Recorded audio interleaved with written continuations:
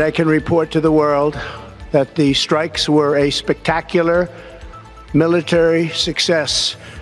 Iran's key nuclear enrichment facilities have been completely and totally obliterated. In this very chamber, I made a direct appeal: give peace a chance. That call was not heeded.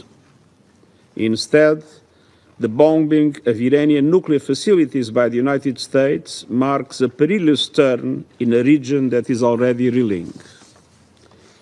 From the outset of the crisis, I have repeatedly condemned any military escalation in the Middle East. The people of the region cannot endure another cycle of destruction.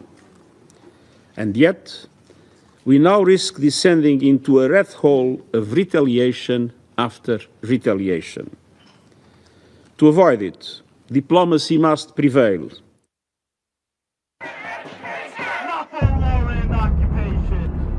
Sejumlah aksi unjuk rasa disuarakan warga Amerika Serikat yang mengecam tindakan pemerintah Amerika Serikat yang menyerang 3 situs nuklir Iran.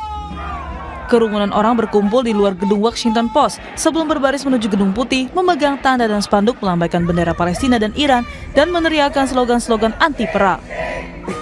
Tak hanya di Amerika, aksi unjuk rasa mengecam serangan Israel dan Amerika Serikat ke Iran juga berlangsung di London, Inggris. Serangan terhadap fasilitas nuklir Iran sangat berisiko terhadap warga sipil, sebab radiasi nuklir yang bocor dapat membahayakan keselamatan.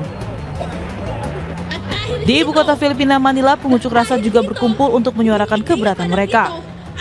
Serangan Amerika Serikat ke Iran bisa membuat Iran membalas serangan yang dapat memicu konflik regional yang lebih luas.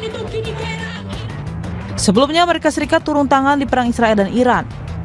Presiden Amerika Serikat Donald Trump mengklaim telah menghancurkan 3 situs nuklir Iran di Fordow, Natanz, dan Isfahan. A short time ago, the U.S. military carried out massive precision strikes on the 3 key nuclear facilities in the Iranian regime: Fordow, Natanz, and Isfahan. Everybody heard those names for years as they built this horribly destructive enterprise. Our objective was the destruction of Iran's nuclear enrichment capacity and a stop to the nuclear threat posed by the world's #1 state sponsor of terror. Tonight, I can report to the world that the strikes were a spectacular military success. Iran's key nuclear enrichment facilities have been completely and totally obliterated. Menteri Luar Negeri Iran Abbas Araghchi mengutuk serangan Amerika Serikat, terutama terhadap 3 fasilitas utama nuklirnya. Abbas tegaskan tindakan Amerika Serikat keterlaluan dan akan memiliki konsekuensi yang kekal.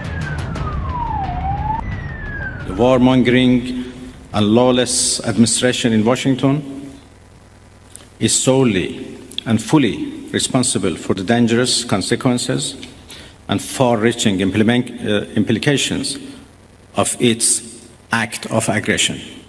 In accordance with the UN Charter and its provisions allowing a legitimate response in self-defense, Iran reserves all options to defend its security interests and people.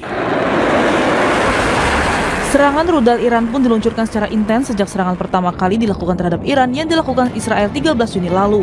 Ketegangan kemudian semakin meningkat, terlebih setelah serangan dilakukan Amerika Serikat yang menargetkan 3 lokasi fasilitas nuklir Iran. Sementara, Sekretaris Jenderal PBB Antonio Guterres mengkritisi serangan itu dan menyebutnya sebagai ancaman terhadap perdamaian dan keamanan internasional.